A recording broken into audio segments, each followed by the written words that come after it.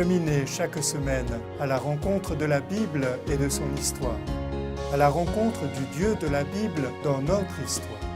Écoutez les mots du livre, feuilletez les pages du livre et nous émerveiller de ce qu'elles disent.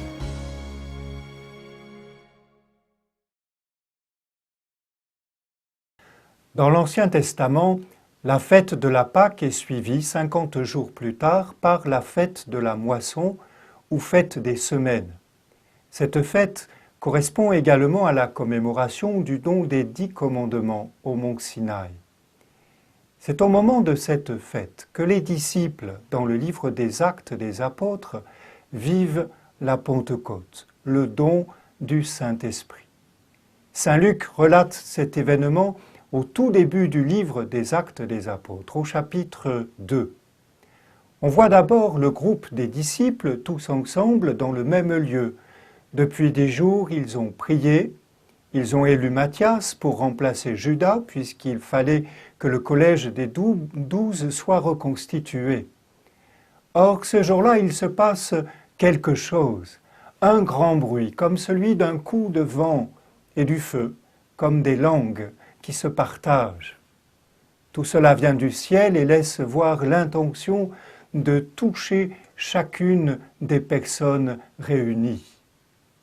Ce feu, en effet, vient sur chacun, une langue sur chaque tête. Quant au vent, il remplit toute la maison, comme pour les envelopper tous. À travers ce récit, Luc veut nous signifier que, comme autrefois au Sinaï, il y a eu une théophanie et que c'est le Dieu de l'Alliance qui est venu dans ce groupe. Le Dieu de l'Alliance, parce que c'est Pentecôte et qu'Israël ce jour-là fait mémoire de la grande venue de son Seigneur sur le mont Sinaï. Luc voit donc l'événement du Cénacle comme correspondant à celui du Sinaï relaté au chapitre 19 et 20 du livre de l'Exode. Mais au Sinaï, Dieu avait offert les tables de la loi. Ici, c'est l'Esprit Saint qui est donné. Pour Luc, Dieu accomplit ici sa grande promesse, celle qu'avaient déjà annoncée les prophètes, recréer le cœur de l'homme en le remplissant de son esprit. À la Pentecôte, Dieu se manifeste donc, mais presque en se taisant. Je dis presque parce que, en réalité, la parole ne va pas manquer, mais elle ne vient pas d'en haut, elle est en bas et sur les lèvres des disciples. Ils commencèrent à parler en d'autres langues.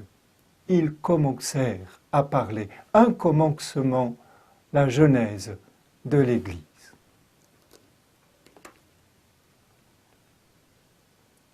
J'enlèverai de votre cœur le cœur de pierre et je vous donnerai un cœur de chair.